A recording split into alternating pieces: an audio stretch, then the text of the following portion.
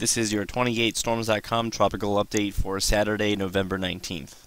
The latest tropical weather outlook from the Hurricane Center for the Atlantic Basin is still highlighting much of the central Atlantic with a 20% chance of tropical development. We'll touch more on that in just a moment. And as we anticipated, Tropical Depression 13E has formed in the eastern Pacific. This is the latest forecast track from the National Hurricane Center.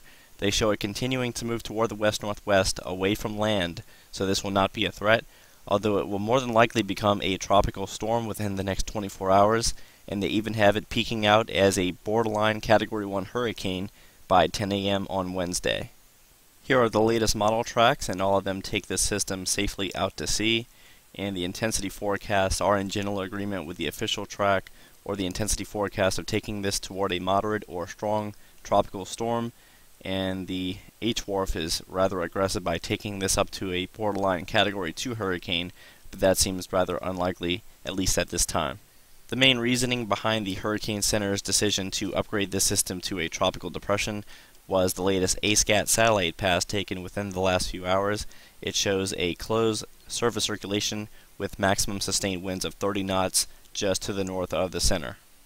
As we can see on the latest visible satellite animation of the eastern Pacific, our tropical depression is located well to the south of Mexico, but it is continuing to show signs of organization. It looks as though we are seeing some convection continuing to develop, especially in the northeast quadrant, and upper level conditions appear favorable for at least slow development over the next 3 to 4 days.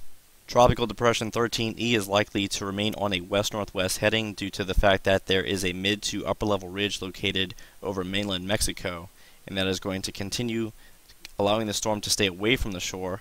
But we do have this upper level low that's currently just to the west of Oregon. It's racing toward the south-southeast, and a couple of days ago the models were indicating that this trough would deepen just enough to where it would allow the system to make a turn a little bit more toward the north, but this trough is going to only dip down to the central portion of the Baja Peninsula and then quickly eject toward the northeast. It's not going to be quite deep enough to turn the system toward the north, so this system should continue to safely move out to sea. Meanwhile, the latest satellite animation of the Atlantic Basin shows that if you look close to home, much of the Gulf, Caribbean, and West Atlantic are completely quiet. We do have a very weak low-level circulation passing just to the north of Puerto Rico. However, this circulation has no convection associated with it, as we can see on the enhanced infrared, and the water vapor does not support any development in that area due to the presence of very dry air.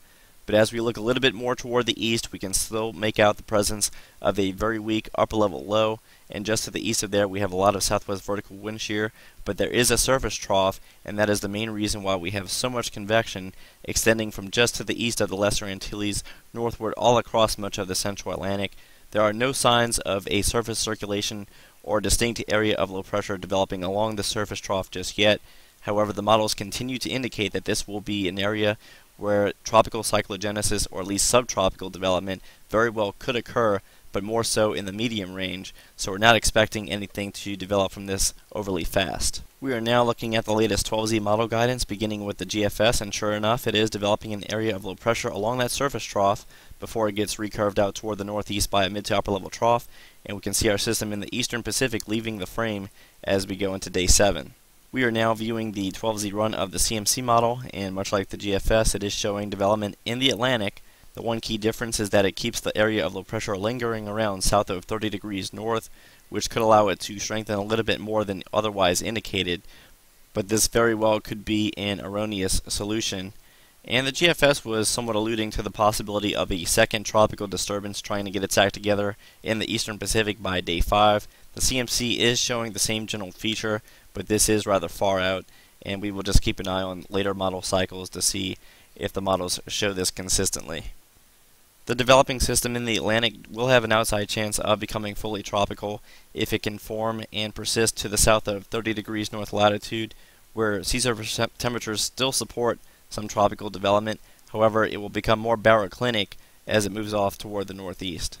And finally, this is a look at the ECMWF model. By 24 and 48 hours, our system in the eastern Pacific is continuing to move west-northwest and out of the picture. And also, our system in the Atlantic is developing quite nicely. It's down to 1,008 millibars, and then as we go into day 3, or Tuesday morning, it's beginning to weaken as it moves into cooler water temperatures and is absorbed by a trough. So that is your tropical weather update for this Saturday. Please check out 28storms.com tomorrow afternoon for another video.